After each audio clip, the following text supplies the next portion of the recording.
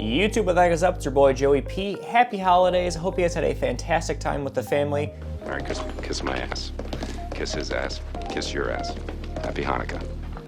As you can see, I took a little bit of a break to enjoy time with my family, but we are back with a brand new video. Today, we are going to be talking about this wonderful piece of technology that I just picked up. This is the brand new iPad Air M1. This is my first iPad ever, so as a first-time iPad owner, I want to give you guys my honest review and kind of what I thought. I genuinely always thought iPads were a little overrated, honestly, but I will say this thing's been really nice for me. I always underestimated it, never really understood the use case, but now that I actually have my hands on one, I definitely see why people love it so much. My first and main use on it, I use it a lot for, I've actually got back into stock trading recently, so I've been using it as an extra monitor on my desk. This has been awesome to hold like a extra chart, or if I have a chat that I'm in, something like that. My desk kind of ran out of space pretty quick when I was doing the brand new setup, which I will link up here if you guys want to go check it out.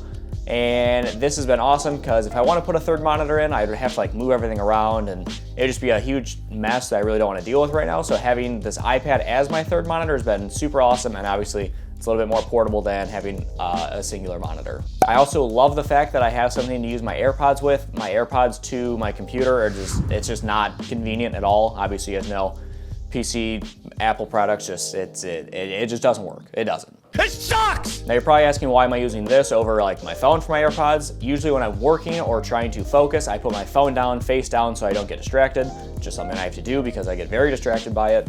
And with the iPad, I can set it up. I don't have my messages or anything coming through. I can just put music on, and like if I want to swap something, I can swap, change it, be good to go, not have to worry about it. My other use case for it, which I'm sure a lot of you guys will relate to, is just, you know, hanging out, casual use of it.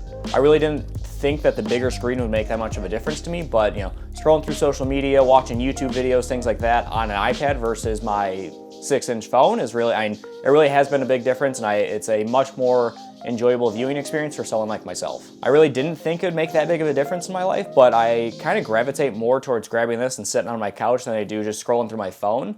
Just because of the bigger real estate, I feel like I enjoy the time on it a lot more. The battery life, I've got to give a 10 out of 10 on this. This battery life has been absolutely amazing. I can go usually like 2 days, which, I mean, I'm not using it like super extensively, but I have it on and I have it sitting next to me for a good portion of the day. And I usually can get through 2 or 3 days before my battery actually needs to be charged again, which I think is, hoping that's what all the Apple products eventually get to, instead of having to rely on a daily charge even after extensive use. Now, some cons for me. I will say, if you have a 14 Pro iPhone, the 60 hertz screen on this is super jarring. Especially for me, that's something I noticed because gaming, you always notice refresh rates, things like that. So going from 120 hertz on the 14 Pro back to 60 hertz on this, the first couple days was a struggle. I'm not gonna lie. I really thought about returning the iPad and getting the Pro version, but I can't justify getting the Pro version for what I'm gonna be using it for. So it takes a little bit getting used to, but I think I finally to a good point with it. I'm not doing like any design or editing, things like that on my iPad. That all stays on my main PC rig. I like to, you know, kind of make sure that my work and my play is separated. I don't want everything just to get jumbled, or else I'll end up editing videos on my iPad instead of enjoying my time when I'm away from my desk. I really wish that with this upgrade to the iPhone 14s with the 120 hertz screen, I wish they would have done that in all of the iPad screens, not just the Pro versions, because I feel like it's just something that would make a lot more sense across everything and not just a Pro level thing. But at the end of the day, I know Apple's all about making money, and they didn't want to waste, you know, putting a 120 hertz screen on a consumer grade version of this. All right, so I'm editing this video. Completely forgot to mention this is another con that I have that is kind of a big deal. Not really, but it's something that needs to be noted. The screen, you pick up so many fingerprints. It is actually ridiculous. I'm gonna try and show you here. I don't know how much of it you'll be able to see very well, but yeah, you can see it. I mean, look at this. How have we not figured out in the year 2022 how to reduce fingerprints on screens? I mean, this is foul. I need to clean this immediately. That's all I wanted to say. I just forgot to mention in the video. I thought that was important, so enjoy the rest of the video. Thank you.